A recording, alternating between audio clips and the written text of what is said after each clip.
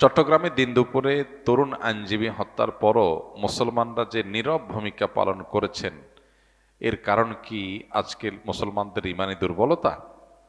না, এটাকে তো আমরা বরং পজিটিভ দেখছি যে মুসলমানরা ষড়যন্ত্র, চক্রান্ত এবং ফাঁদ ধরতে পেরে তারা সর্বোচ্চ সতর্ক থেকেছেন। আবারও এদেশের মুসলমানরা সাম্প্রদায়িক সম্প্রীতি বলি, ধর্মীয় উস্কানিমূলক বিষয়ে ফাঁদে পা না দেওয়ার কথা বলি, এ সমস্ত ক্ষেত্রে এদেশে মুসলমানরা আবারও পরীক্ষায় উত্তীর্ণ হয়েছেন। এটা আমাদের জন্য একটা গৌরবের বিষয়।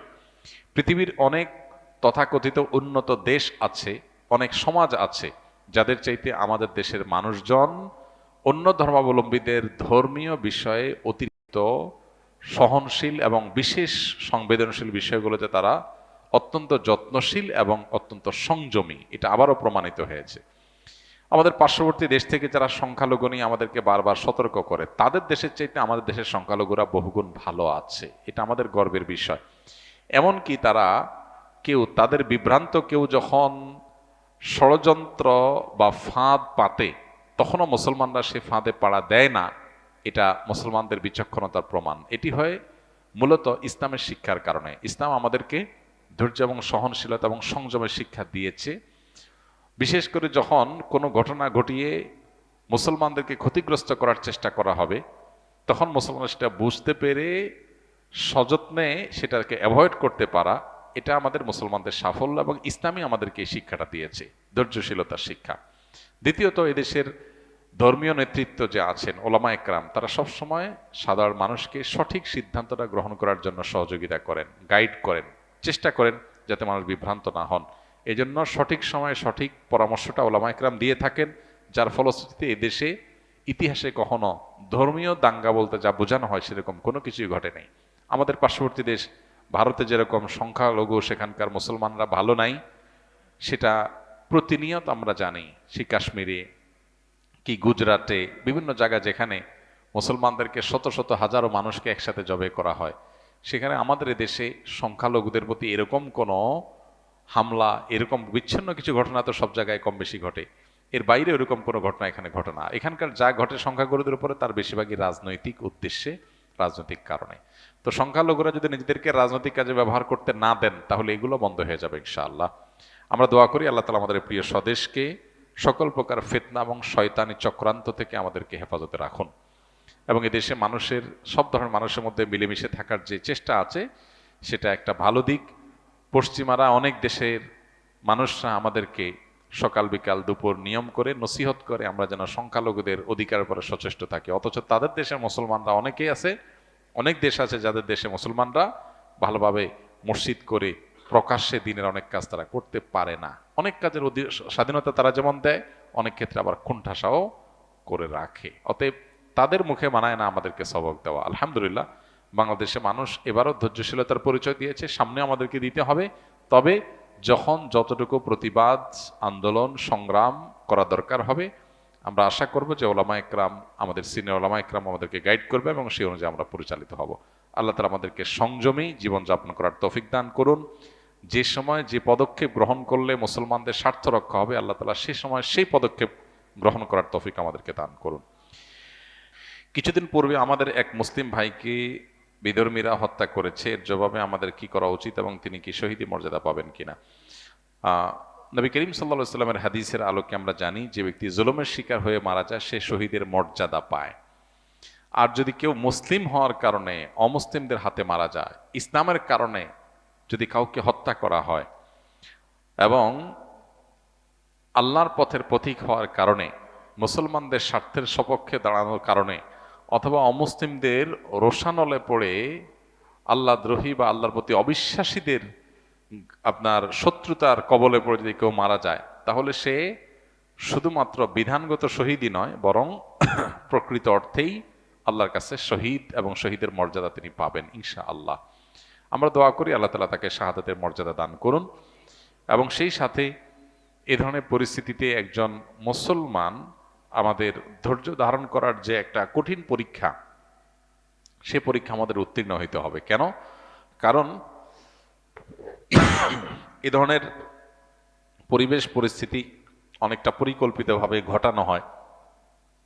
মুসলমানদেরকে দিয়ে এমন কিছু কাজ করানোর জন্য যেগুলো দিয়ে মুসলমানদের বিরুদ্ধে লড়াই করা যাবে, মুসলমানদেরকে কোণঠাসা করা যাবে। এরকম পরিস্থিতিতে ফাঁদে পা না দিয়ে আমাদেরকে ধৈর্য ধারণ করাটাই হলো আমাদের কর্তব্য। সেই সাথে দেশের সিনিয়র ওলামা একরাম যারা আছেন তাদের জন্য দোয়া করা, আল্লাহ যেন তাদেরকে হেদায়েত এবং গাইডলাইন করেন, সঠিক পথে পথনির্দেশ করেন, তারা যেন আমাদেরকে সঠিক পথে যাওয়ার তৌফিক দান করেন। আমরা তাদের জন্য দোয়া করব, আর তাদের গাইডলাইনের জন্য আমরা অনুসরণ করব, অপেক্ষা করব। সেই সাথে আমরা নিজেদেরকে ধৈর্যশীল হিসাবে রাখব, যে কেউ যে কোনো জায়গা থেকে হুটহাট করে কোনো কিছু আমরা করে ফেলবো না। একটানা কতদিন গোসল না করে থাকা যাবে? গোসল করা ছাড়া কতদিন থাকতে পারবেন?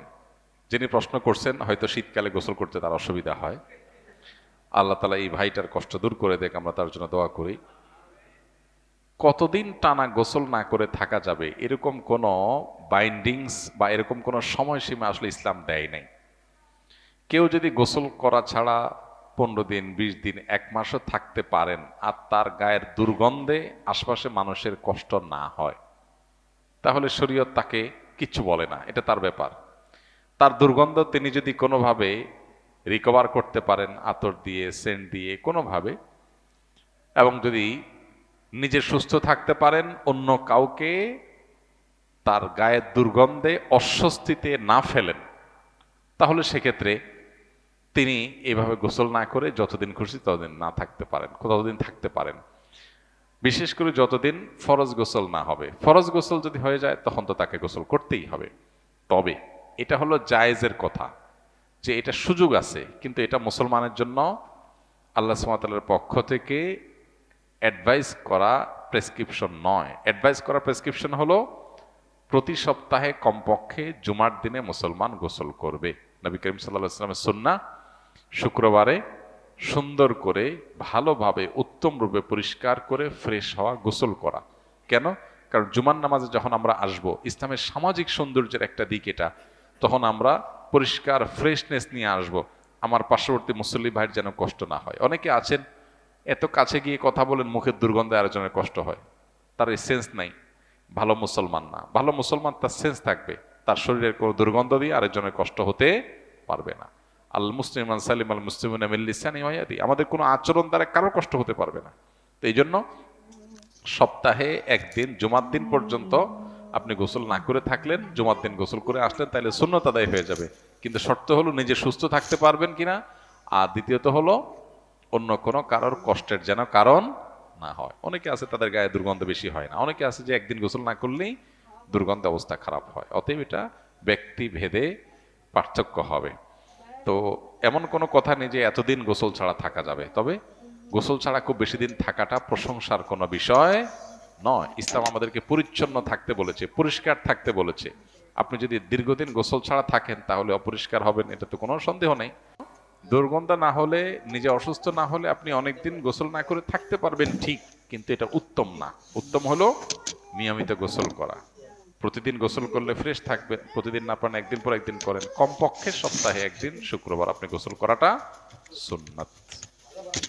অনেক অলস মানুষ আছে, এই অলস মানুষদের জন্য গোসল করাটা কঠিন। তারা আসলে এটার জন্য বাঁচার জন্য চেষ্টা করে, অনেক চেষ্টা করে। তো মুসলমান অলস হবে না, মুসলমান অলস হবে না, সে অলসতাকে জয় করবে। একটু ঠান্ডা পানির ভয় যদি আপনি এতটা কাবু হয়ে যান, তাহলে ইসলামের শত্রুদের ভয় আপনি কি করবেন? এই জন্য ইমানদারকে তো সাহসী হতে হবে। নবী সাল্লাল্লাহু আলাইহি ওয়াসাল্লাম আল্লাহর কাছে দোয়া করতেন, আল্লাহুম্মা ইন্নী আউযু বিকা মিনাল বুখলি ওয়াল জুবন, আল্লাহ ভীরুতা থেকে আপনার কাছে পানাহ চাই, আমি যেন সাহসী হই।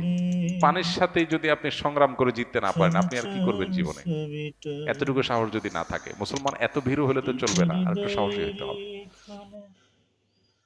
প্রিয়জন কাঁদবে, সান্ত্বনা দিতে না আরো।